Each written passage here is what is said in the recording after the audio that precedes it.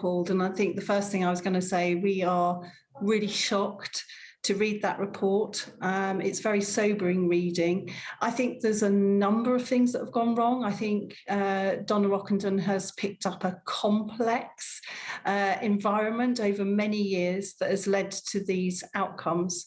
And I think we will take some time to understand them all, but we in the Royal College of Midwives welcome the report, and we absolutely believe it will help us develop safe maternity services in the future.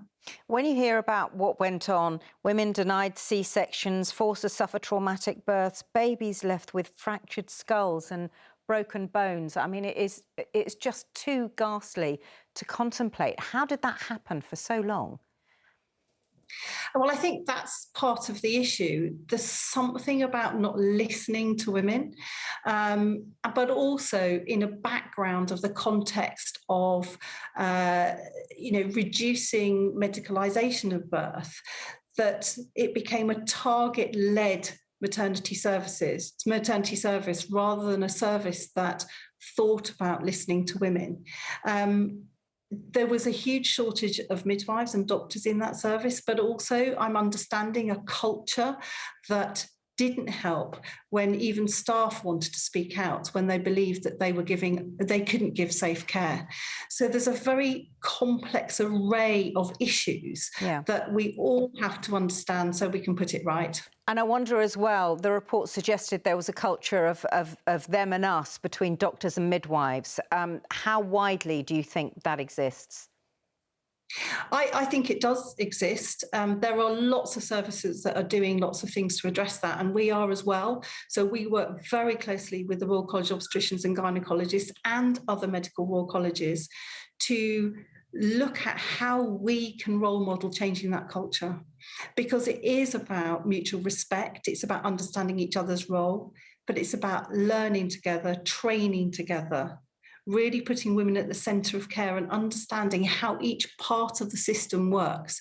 But I think for me, it's about being able to learn when things go wrong and explore the solutions and the improvements together, but also reflecting on the things that go right and making sure that's shared right across the NHS. Yeah, and historically, the NHS and various bodies, including yours at one stage, had targets for natural or so-called normal births, and C-sections were frowned upon. At least many women thought they were.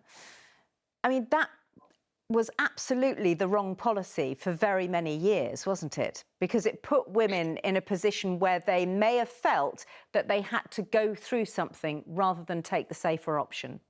I think it started from a good place that tried to move that pendulum from trusting women to labour and give birth.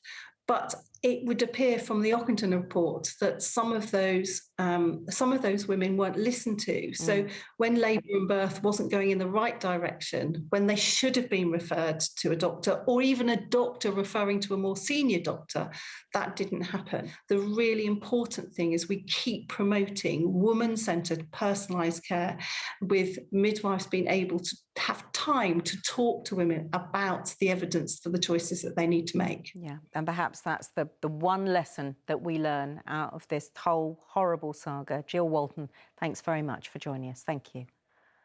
Thank you.